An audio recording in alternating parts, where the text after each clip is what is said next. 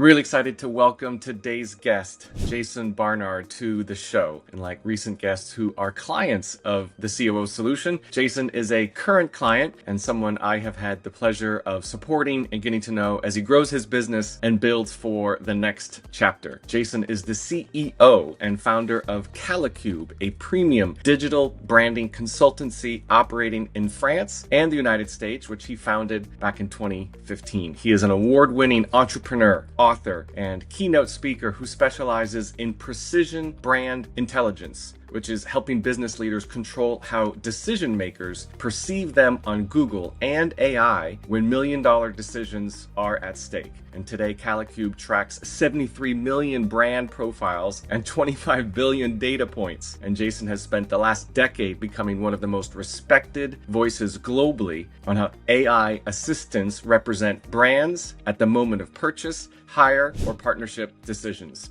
And what makes this conversation particularly compelling is that Jason has built 3 profitable businesses over 35 years, all driven by passion, all successful, and by his own admission, none of them are run quite as a CEO would. He's the rare kind of entrepreneur who knows more about how AI sees your brand than almost anyone on the planet, and is now applying that same rigor and intentionality to how he runs and scales his own business. And this episode is about what happens when a founder who has built something genuinely world-class decides it is time to build the infrastructure and leadership foundation to match. Let's get into it. Hi, I'm Derek Fredrickson. Welcome to the COO Solution Podcast, the show for business owners and visionary leaders who want to scale with clarity, confidence, and the right support. For over 16 years, I've been in the trenches as a fractional COO, Chief Operating Officer, helping entrepreneurs align their teams, streamline operations, and remove bottlenecks that slow growth. I understand the challenges, feeling overwhelmed, stretched too thin, or uncertain about how to scale without burning out. I've helped business owners move from chaos to clarity, creating businesses that run smoothly and grow and scale. Each week, I'll bring you real-world insights, proven strategies, and practical solutions to help you step into your highest role as a leader. Whether it's optimizing your team, strengthening accountability, or building the right systems for growth, this podcast is here to support you in scaling smarter. So if you're ready to create a business that thrives without requiring more of you, let's get started. Hey there, everybody. Welcome back to the COO Solution Podcast. I am your host, Derek Fredrickson, founder and CEO of the COO Solution, and very excited to join us today, one of our clients, Jason Barnard from Kalicube. Jason, welcome to the show. It's great to have you today. Lovely to be here, Derek. Thank you. Thank you. We're going to have a great conversation of, again, as we've done from time to time, share a little bit about what it's like to work with us as a client here at the COO Solution. I was just sharing with Jason earlier before we started recording that I can tell people all day long how great it is to work with us and how beneficial it is to have a fantastic COO. But sometimes when they hear it from a client who's actually doing the work and seeing the results and benefit, it tells a different story. So I appreciate the opportunity to have this conversation with you, Jason. And just to provide a bit of context, I've already done a little bit of an intro, but you're in France. I'd love for you just to kind of start maybe on a personal anecdote. You've been living in France for quite some time. You're British. Tell us a little bit about that. Like, what brought you here and how did you get started on that side of things? I think it's an interesting story. Yeah, well, I moved to France just after my degree. Did a degree in economics at Liverpool. I moved to France in 1988, so a very long time ago, and stayed because living in France is really nice. Yeah. Also, I built up a career. I was a musician initially, playing double bass in a band. Kind of fell in love, joined a band, had a child. It's lovely. I mean, I'm in the south of France. It's lovely and sunny. Food is great. People are lovely. I still play music. Hanging out in the south of France. Honestly, I go back to the UK. I'm going back later today. Isn't my favorite thing in the world to do. Yeah. There are worse places than the south of France. A lot, yes. Well, let's dive in a little bit, Jason. So I think one of the things that I admire about you is that you've built several profitable and successful business. You've been doing different things for quite some time, a couple decades, if you will. But I want to talk specifically about Kalicube. I would love to maybe paint the picture for our audience a couple months ago, before we started working together, before we had a conversation about the opportunity to work together. What was going on in Kalicube that made you feel like what was working, what wasn't working? What were some of the signs or some of the prompts that said, perhaps I'm looking for something that's different to help me get to the next level? What was just kind of going on, if you can describe a bit? Well, I think kind of you start with what was going right is that Kalicube offers corporations and people, entrepreneurs in particular, the opportunity to control the brand narrative about them in search and AI. I think the world is just now waking up to how important that is that your personal brand or your corporate brand is what Google and AI, ChatGPT say when you're not in the room. We all do it. We research people we're going to work with. We research companies. And then we don't really think, actually, what do people researching me or my company see when they're doing that same piece of research? And it's often shocking. You think, oh, they probably get it. They probably do get it, more or less. And for some people, that's fine. For some companies, that's fine. I would beg to differ in the sense that what the AI is saying about you is what a very trusted friend or partner is saying about you. So I'm only using ChatGPT or Google or Perplexity to research Derek Fredrickson because I trust them. I trust their opinion. And if they're very flat or he's just a guy who runs a company and they do chief operating officer stuff, I'm not super convinced. So that bottom of funnel prospect suddenly doesn't convert when they should have converted. The slightly difficult part of that is you don't know it's happening. I mean, one thing obviously I do as soon as we started talking was, who is this guy? And the answer was okay. And if okay is good enough, not for you personally, Derek, but if okay is good enough, then it's good enough, that's fine. And I used to argue with people saying okay isn't good enough. And now I've stopped because some people do think okay is good enough.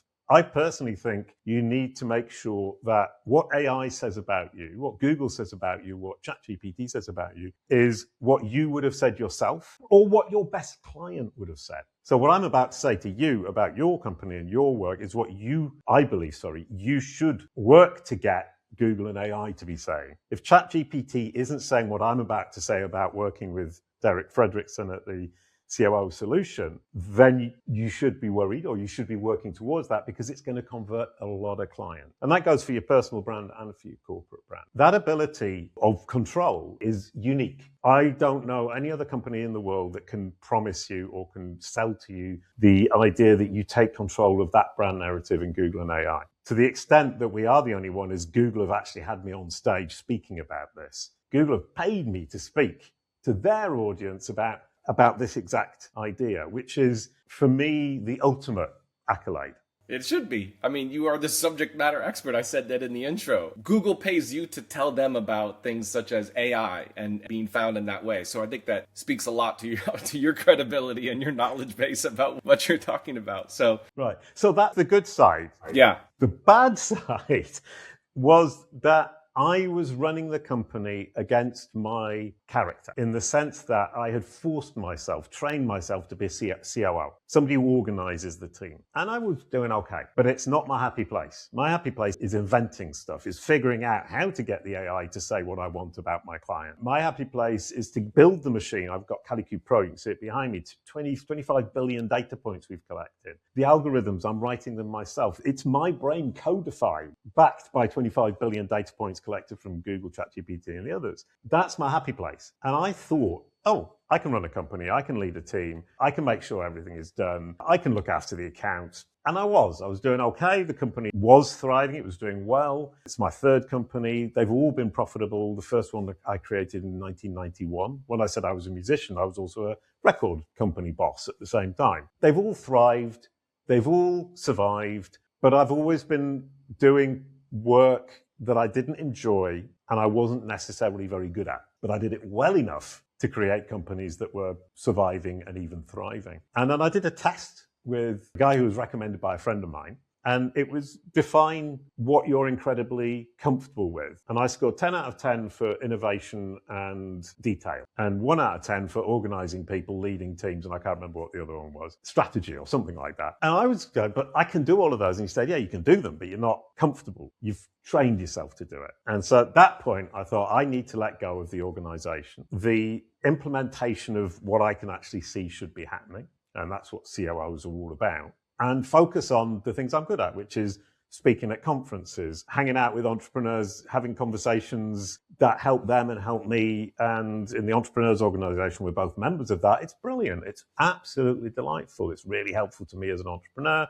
And I get to talk to, honestly, my ideal clients as well at the same time. Thirdly, inventing patenting, creating, writing academic papers and building Kalicube Pro platform, which I've been doing the last couple of weeks. And I'm absolutely loving it. And I've got to the position now of I'm responsible for three things in my company. And all three I enjoy: speaking, hanging out with entrepreneurs, and building my machine. That's how it should be. And that's what I've been working towards for the last 35 years. Yeah, I know. To get to this point where you could focus on those three things, to unpack a little bit what you shared, the clarity around that is your lane. That is what we call your zone of genius. And I really want to highlight for our audience something that you said, Jason, that I think is really important for most business owners. In fact, I would say all business owners to hear at some stage or another, which is, yes, you could do all of those things that you were aware of. You had the clarity and awareness that was not putting you in your happy place. Lead teams, organize, implement projects that weren't in your zone of genius, the minutia, right? You could do that. And that, like you said,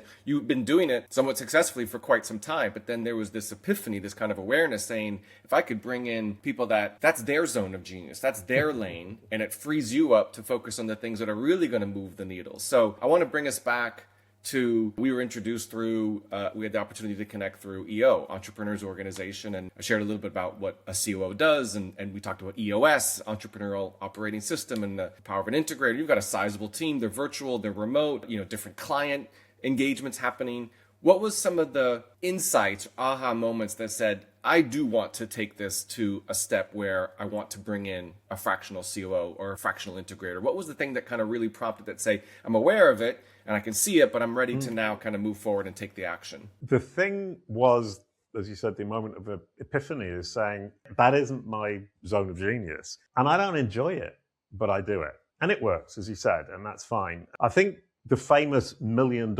ceiling is the moment you say, I can't do things that I'm not naturally gifted for. I have to get people doing things they're naturally gifted for. And if we're going to break through, in fact, well beyond the $1 million ceiling, we have to have the right people in the right seats where they're actually working, where they enjoy, and where they're going to be incredibly successful. And when I looked at the graph, and I remember it really clearly, it's so lopsided. And bizarrely, the big ideas and the tiny details are the two things that I'm best at. And for building a platform like Kalicube Pro, those are the two things you need. And it's, from what I understand, quite an unusual combination to be that lopsided. The moment that I kind of thought I have to do this was the moment I realized I should be building the machine, I should be out there speaking, and I'm wasting my time doing things that don't move the needle for my business, where I'm not being the most performant.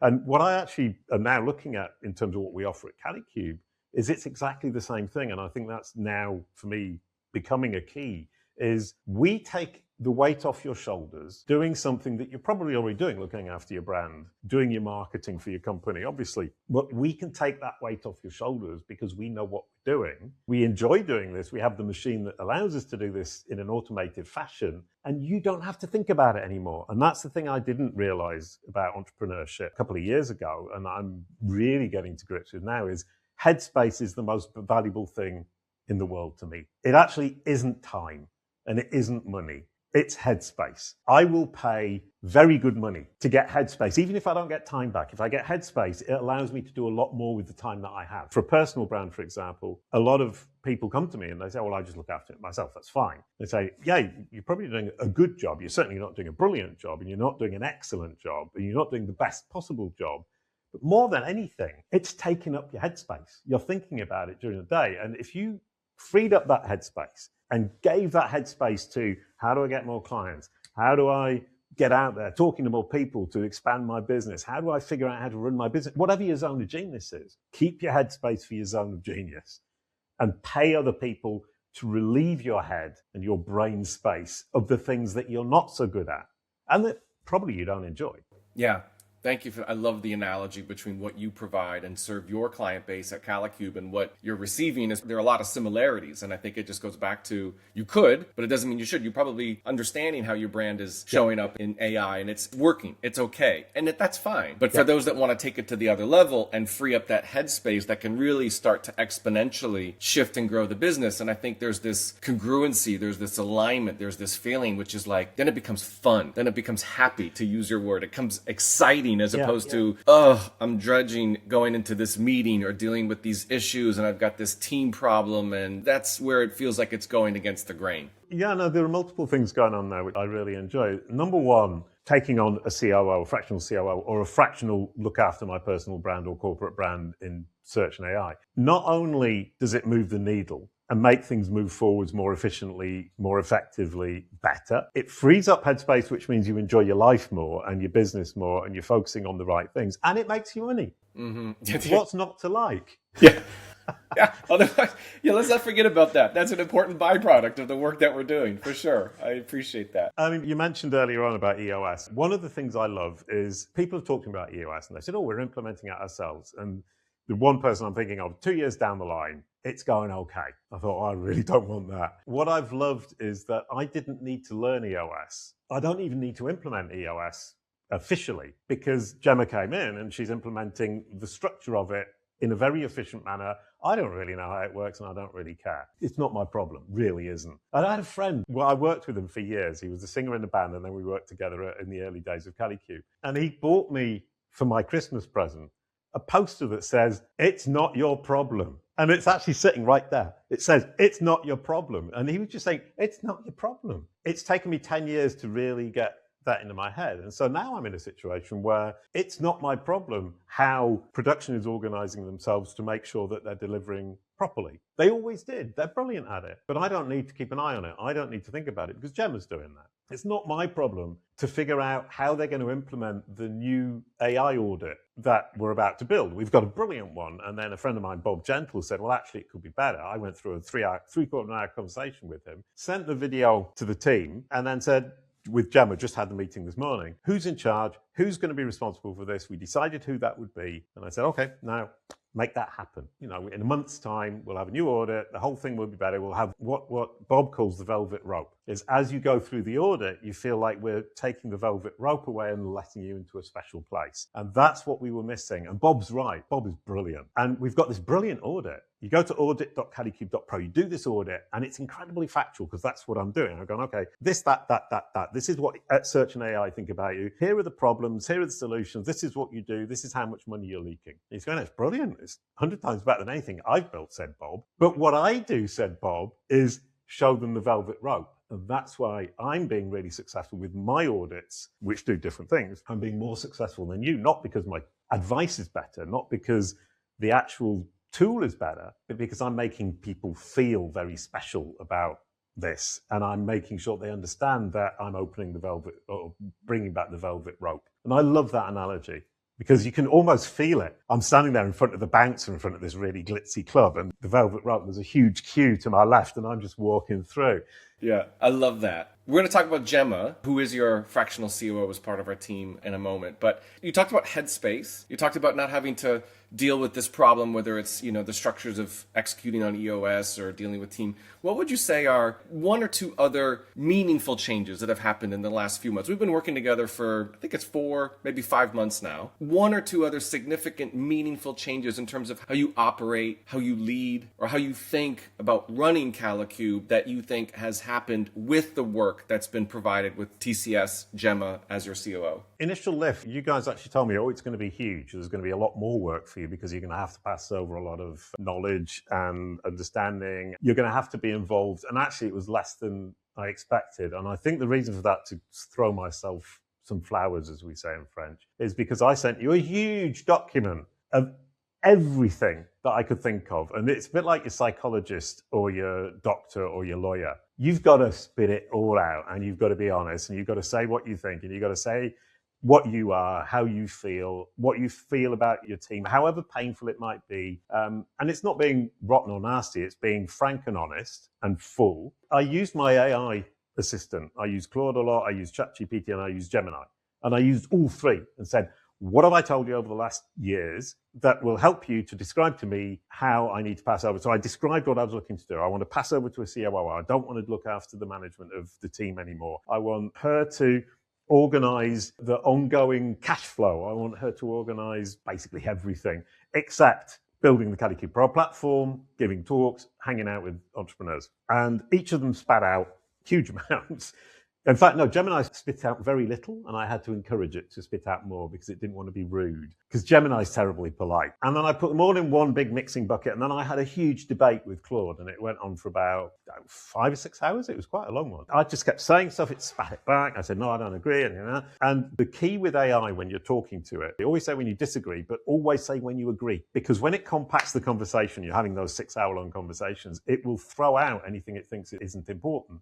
And if you only ever say what you disagree with, it never knows what you agreed with. So it will throw out a lot of stuff you agreed with. And that's a huge waste of time for everybody. And then you get frustrated and you start shouting at it. But I was really careful about that. I give talks about how to use AI, and that's just one of the 200 tips that I've got. Ended up with what was a huge document, but was incredibly condensed about exactly what I was trying to pass over, exactly what Gemma needed to take on board, exactly where the problems were within the company, or I perceived them to be. So she came in looking at them from my perspective. At one point, I thought maybe I'm giving too much of my perspective and I'm going to bias her. But then I thought, it's my company. That's how it should be. I think some people in the company were uncomfortable for a period of time because they were being faced up, because Gemma was more able and willing to hold up the things that were going wrong than I had been. Not because I'm not frank and honest, as you've seen. I'm incredibly frank and honest. Because like everybody, a decent human being, I don't want to hurt people's feelings. Gemma doesn't have skin in the game in terms of the relationships going backwards. And she was also looking at them and saying, well, this is what Jason thinks. Let me see what I think about it. And she very, very carefully and skillfully moved people from a position that I had identified, and I was right for most of it, not all of it, but to a much better position in their minds, in their place in the company. I'm super impressed with how, I'll give an example, a couple of people in the company really weren't able to communicate. Now they love each other. Yeah, I remember we talked about that in some of the beginning discussions. There was a bit of apprehension or concern. I want to pause here for a moment because this is something that inevitably comes up with every client conversation, potential client conversation, which is, I would say it's a significant investment, but it's also significant structural leadership change in how you're running the company. Bringing on a fractional COO is not a transactional hire. And so it's going to cascade through all aspects of the organization, your team, your structure, your systems, your projects, how you communicate, how you collaborate, how you lead, etc. So there has to be a willingness to change cascaded down, and there needs to be an adaptability of that positive change. And sometimes, naturally, some team members are apprehensive. They're worried that, are they going to judge what I'm doing or how I'm doing it? And so I always say that the part of our methodology is we do this kind of adoption of how things are going to happen going forward in a very careful and strategic way. We are not like a bull in a china shop and changing everything overnight and judging, why are you doing it this way and why are you doing it that way? But tell us a little bit about some of the team dynamics where there maybe was some apprehension, or there perhaps was some incongruencies in communication or collaborating, and it seems like that's now been shifted and things are moving in a much more positive way. Well, I think the bull in the china shop is the term that I think I was concerned about and didn't happen, and absolutely the opposite. My team are actually really happy that they don't have to talk to me anymore. I thought I might be a little bit hurt or upset, but I'm not. I'm happy as well. They don't need to talk to me, and that relieves them of the headspace once again. Boss, the boss, the boss, boss. And I'm a nice guy, and I don't shout, I don't get angry. I accept that humans make mistakes, and part and parcel of life and business is somebody gets wasted, sometimes gets wasted, people make mistakes. The key is to own up to it, come back to the table and say, here's the solution, and then do it wrong once, that's a mistake. Do it wrong twice, you shouldn't really be doing that. Do it wrong 3 times, then you're really, really not paying attention, and there's time to rethink. What I found is that people were so frightened of making a mistake in front of me that they froze. And with Gemma, it's not like that. Whoever and however Gemma is, obviously she's a lovely person. She's very good at her job and very aware of people's feelings and how to deal with different people and move them forwards gently. Even if she wasn't that good, even if she wasn't as good as she is, the fact that they're not talking to me is already a huge relief for everybody, and they can be much more open with her. And I think that's actually a kindness to the team. I can almost feel and hear the relief. Because I think, and I've seen this with your organization and many others, after that adoption phase, they feel like they can share things in a way that maybe they didn't feel comfortable sharing to the founder CEO, right? Because they want to make it seem like I'm not clear on my role, or I'm not entirely aligned in my responsibilities and this element of accountability. And so I think there's this kind of what's really going on in the organization on a day-to-day basis, which may be different than what the CEO or founder thinks that's going on. And sometimes those are out of alignment, and that COO can sometimes be the bridge to let's put things on the table. Let's have open, honest, transparent conversations in order to initiate positive change. Because if there's this undertone that things aren't spoken and said, it's going to come up. It's going to get in the way. It's going to be a bottleneck in some regard. Yeah, no, 100%. And I think as well, I mean, we talked very briefly about friction within the team. And it was creating problems. And it's not just two people. It's in multiple directions, different people with different people, which is totally normal. What Gemma has managed to do is create space for everybody to be able to work the way they need to work and communicate properly. Pretty much all of the friction has gone away. All of the tension, rather, has gone away. When you remove tension, you remove a lot of friction as well. A couple of things. Number one, we had an interesting conversation this morning with Gemma, is that we're a month 4, and we were both complaining about various things that aren't working quite the way we want. And right at the end of the call, I said, but you do realize, Gemma, of course, that 3 months ago we were here arguing or being concerned about problems ABC. Problems ABC have now been solved, so we're here complaining about not being here. And that was a lovely, we both laughed, of course, and that was the end of the call. A nice way to end the call, but I think that's a really important thing to remember is when we're fighting with something and frustrating, we're thinking it's not good enough, it's not as good as I want. Remember, you were here yesterday, you're here today, and you're thinking that you're already here, but you're not here. That's tomorrow, and we've got to work to get there, and that's what we're doing. And I'm finding that to be actually a much more pleasant process than it ever was before, because I don't have to think about it. But it's not my problem. It's not my responsibility. It is my problem. It's not my responsibility. I need to change that word from problem to responsibility. You could be responsible to it, but you're not responsible for it. I think that's a big distinction. Yeah. Gemma is responsible for it in terms of the outcome, the results, the ownership, and everything else. And I really love what you shared about that reflection, because that's part of what we've been doing in some of our monthly sessions in the beginning is, and as you know, we align once a month to see, like, how are we doing? And part of that is a reflection back. As I often say, it's not to say, look at what we've done from a place of, pat us on the back and anything like that. But I firmly believe that when you look back, especially when you're in a phase of growth and implementation and kind of raising the bar and how you're doing what you're doing, to take a moment and reflect and have a moment of gratitude or appreciation of what was accomplished. Be like, wow, we actually solved A, B, and C from where we were 3 months ago. And now, new level, new devil, we can actually achieve that because we have the momentum of what we've been able to achieve in the past. And it looks like what might be unachievable in the future feels like that's a to-do. We can manage it. We've got this. So thank you for sharing that. I appreciate it. I am always here. I'm always tomorrow. I just function that way. I mean, I obviously do all the work, and that attention to detail is actually against that strategic visionary idea, and somehow both coexist. So I'm perfectly happy correcting a tiny piece of code here today, but my brain is thinking about what is this going to do tomorrow, the day after, the day after that. And in fact, for the code, I built a website for kids with multimedia games that drove 1 billion page views in 2007. And I built the entire thing, and it was 1,000 games, interactive games. It was like a CD-ROM with 1,000 games online that kids could play. The code was so robust that things that I built in 1998 are still running today without any updates to the code. And so I've just been talking to Claude Code as I code with it, and saying, I'm getting really frustrated, Claude, because you're not building that robustness into what we're building. And so now we have a rule. It's called the up to 10 robustness rule. I fight with Claude all day long. I mean, Claude is basically, it's the combination of all the developers in the world all rolled into one. You see how they think. And it's really interesting. But what I've now done is that every time you start anything with me, you read that file. And the file has 3 or 4 very simple rules. And it has to read. And if it doesn't, I say, you didn't read it, did you? And you go, no, I didn't. Ooh, off we go. And it goes back and reads it. And one of them is that robustness. I can't remember why I got to this particular part in the conversation, but it's looking at tomorrow. Is I'm saying, I want this code to be running just as well in 10 years' time as it is today. I don't want to have to go back and rewrite this. So I tend not to look at all the stuff I've done in the past. I had a problem today, in fact, is I've just done a huge launch of a big chunk of Kalicube Pro that now automates an awful lot of the work that the team were doing. And I found it very tiresome to walk them through all of the stuff because it's in the past. It's not interesting anymore. And you can't run a company like that, honestly. I mean, because they know how the platform functions, but they don't know all of the different functionality they can use to save themselves time, because I haven't explained it, because for me, it's yesterday.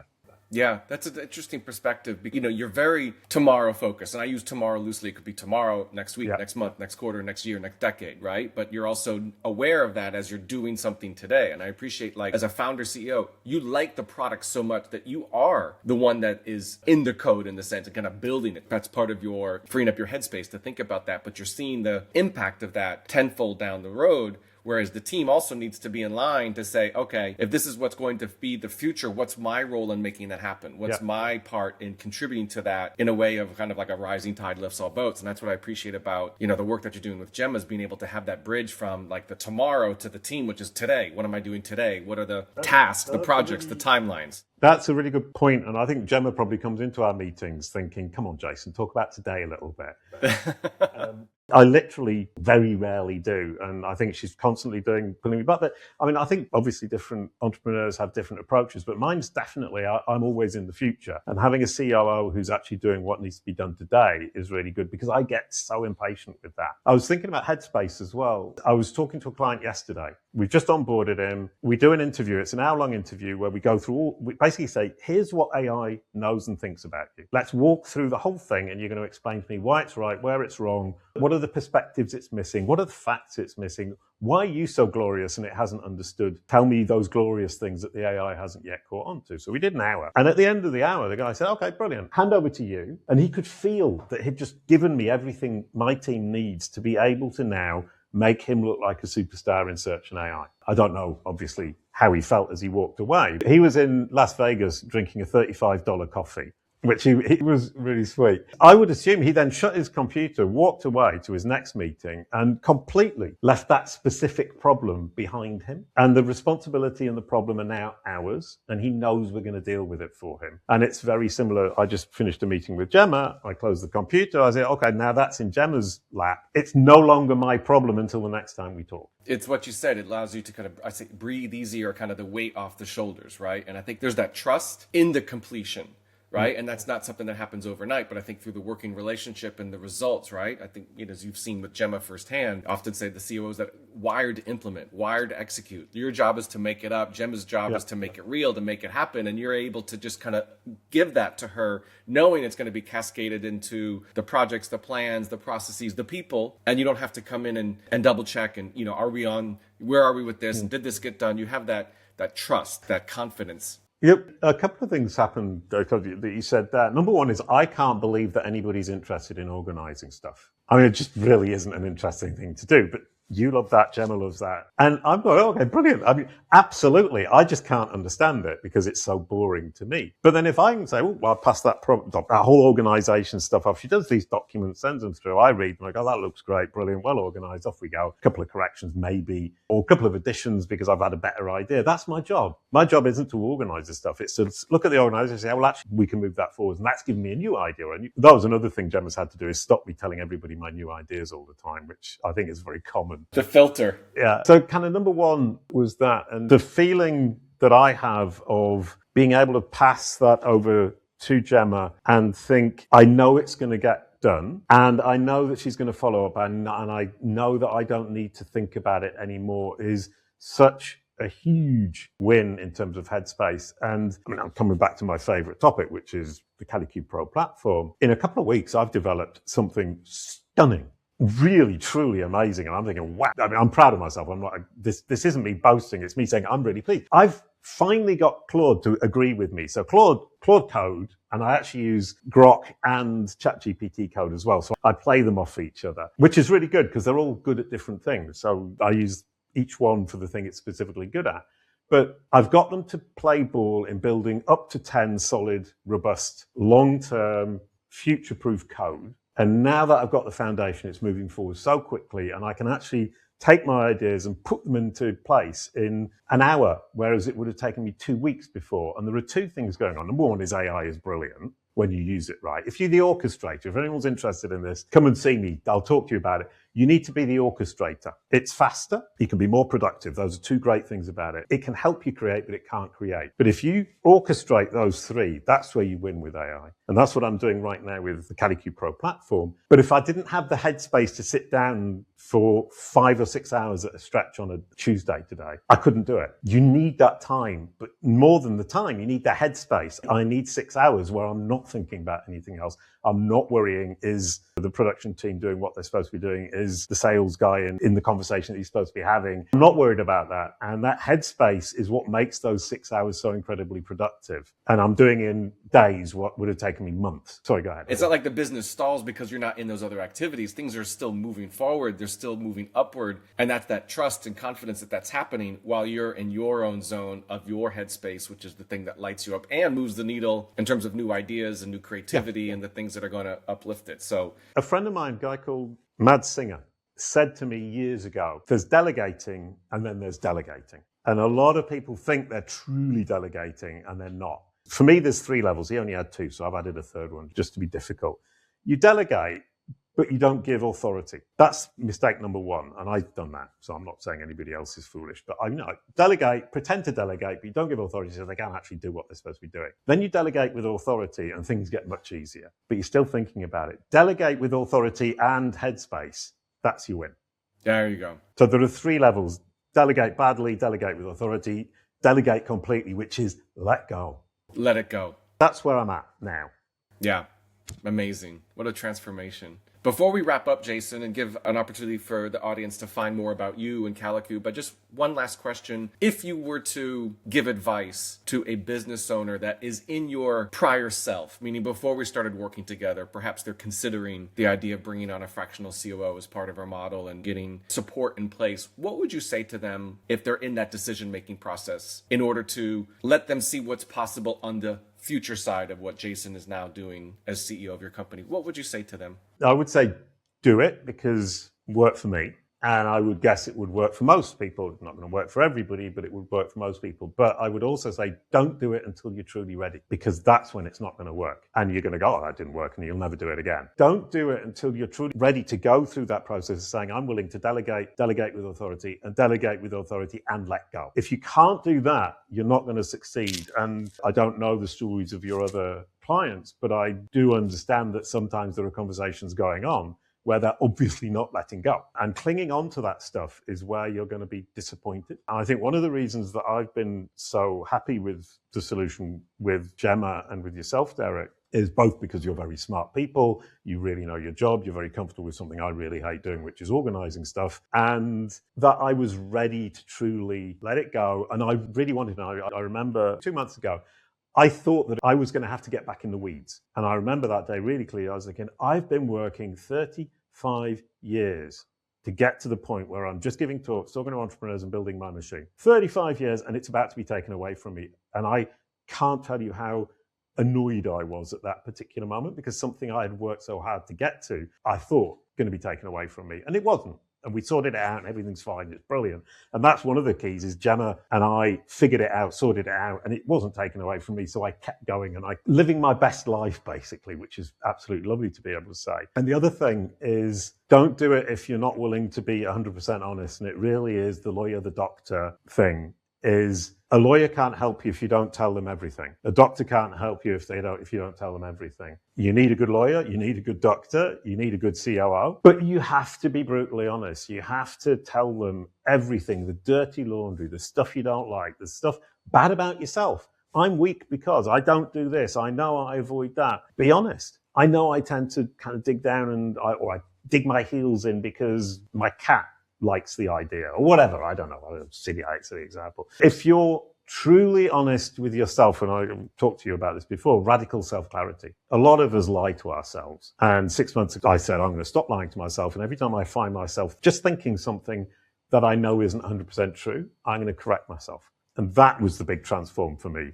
Sorry, Derek, but your part of that transform is I wouldn't have started working with you if I hadn't had that radical self-clarity. It stopped myself every time I think something And I know it's not 100% how I'm feeling, how I'm thinking, and it's the outside world that's influencing me or my thought about how I should be thinking. And think, okay, that's who I am, that's how I think, that's what I like. For example, I love building Kalicube Pro. I hate being a leader. I hate being a leader in a corporate sense. Hate organizing stuff. Hate sales calls. The key there was that brain dump helped by 3 different AIs that I gave you guys.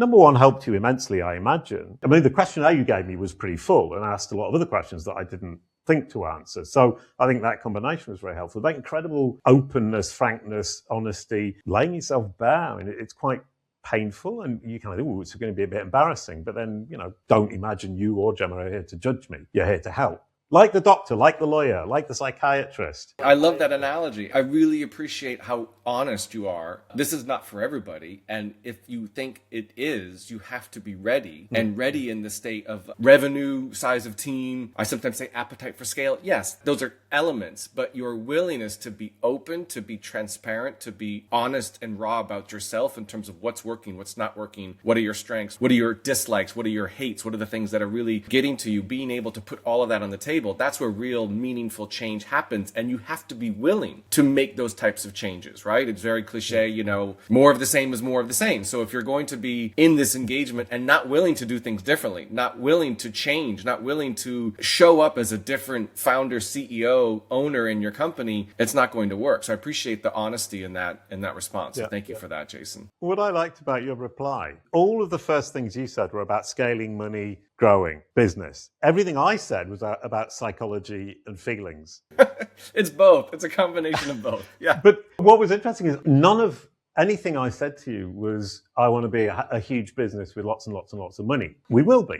We're growing. We're about to double in revenue in 1 year. I'm actually expecting to do better. That's our baseline, is to double year on year. That's great. Brilliant. It really isn't my major concern. It isn't something that Gemma's probably more interested in than I am, which is great. Because my point is, I want the company to be lovely. I want the people to love working for it. I want them to be proud working for it. I want to change the world. I want to build a useful platform that helps people control their brand narrative. In a world of AI that's super scary, AI is taking over. I give you control. How cool is that? That's where I'm coming from. I want to help people control their brand narrative in search and AI. Google have hired me to help or to teach about that. So obviously I'm the guy who can do this. And it's existential. How does AI represent you to somebody else when Gemini rewrites an email? How does it represent you when somebody searches your name? How does it represent you in any of the surfaces that AI is now in, which is, every surface? It's creeping into every aspect of everybody's life. Or pretty much. AI has an opinion about you, it has an opinion about your products, it has an opinion about your company, and it will state that opinion in every surface, in Gmail, in Gdocs, in Teams, in Riverside. After we've done this, Riverside creates clips. If it recognizes who I am, it will create a different clip than if it doesn't recognize who I am. It will recognize who I am, so it's going to do me a lot of favors. And that's the key, is the AI understands, to all intents and purposes. And if it understands me better than it understands you, it's going to do me more favors than it does you. So I've gone away from the philosophical thing, but actually, no, it's all, for me, it's all philosophical. And the fact that I've got a great business and we're going to make a lot of money and we're going to grow and we're going to scale, we're all going to be proud of what we're doing. And I'm particularly going to be proud, and I'm going to be living my best life. In your happy space, which I go back to in the beginning, because I really appreciate the happy space where Jason is able to do what you want, when you want, how you want to do it, but with the confidence that business is growing, business is scaling, you're going to 2x. That's amazing. And I'll put you to the test, Derek, between now and the end of the year. And it's another thing Mad Singh has taught me. I've been waiting for this moment for 7 or 8 years since he told me this. Go away for a month. Don't talk to anybody at the company. Come back, look at the bank account. If there's more money in the bank account when you come back than when you left, it's working. Okay. I love that. Challenge accepted. Excellent. Awesome. Thank you, Jason, for a really inspiring conversation, not just about AI and your company and your story, but, and the work that we've done. It brought it all together. I think there's the theme throughout. And so I appreciate your willingness to share and be open and reflect on our journey so far together. It was fun. Thank you. Thank you. Before we wrap up, for those that are listening that want to find out more about you, Jason, Kalicube, Kalicube Pro, where do they go? How do they take the next step? Tell them where they can find you. Well, first thing is ask ChatGPT or ask Google what it thinks about me. It will tell you how great Kalicube and Jason Barnard are. But more seriously than that is we're really really keen to help people as much as we possibly can. If you go to audit.kalicube.pro, then there's an audit where it will tell you where you are vis-a-vis your competition, and it will give you a free strategy. And it's a free strategy based on my brain, because the whole Kalicube Pro thing is me codifying my brain. I'm taking my brain and turning it into a machine, which is really cool. Backed by data once again. Because I believe everybody has a duty and a right to control their own brand narrative in AI as it scales, as it grows, as it gets out of control. Keep as much control as you can. And that's free. I want to help people who understand that we're going to do it better, we're going to do it faster, we're going to have control, we're going to keep control, and we're going to give you a lot of headspace back. It's the headspace for me. I mean, I don't think my sales team agree with me, but for me, if I were buying Kalicube services, I would be buying Headspace. Headspace, comfort, and control. Control, yeah, because it's shifting and you want to ensure that what's out there is the correct representation of what it really should be. So yeah, I should be appreciated for what I've done, what I've achieved, who I am, and not underestimated, not misrepresented.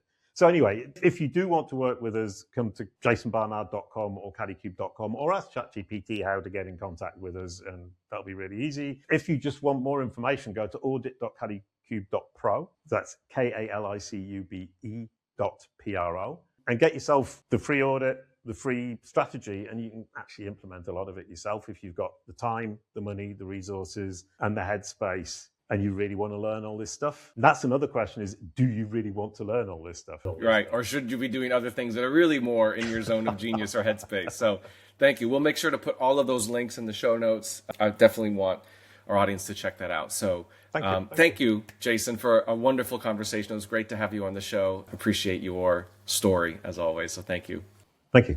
Thank you very much, Derek. Thank you, everybody, for watching. We'll see you next time on the COO Solution Podcast. Have a good one. Bye-bye. And that's a wrap on this episode of the COO Solution Podcast. If you found today's conversation valuable, I'd love it if you could subscribe, leave a review, and share it with someone who's ready to get control of their business and scale it with a second in command that they trust to handle all the daily tasks and operations they don't enjoy. And hey, maybe you're wondering if now is the time to bring on a trusted fractional COO or Chief Operating Officer to help your thriving business scale with clarity and confidence. If you're tired of doing it alone, visit thecoosolution.com and take our free quiz to help determine if now is the right time to bring a fractional COO to help you scale. In just 25 questions, you'll get a personalized report that helps you decide if your business is ready for the game-changing support of a part-time fractional COO. Let's find out together if it's your next step. Thanks for tuning in, and until next time, let's roll up our sleeves and get to work.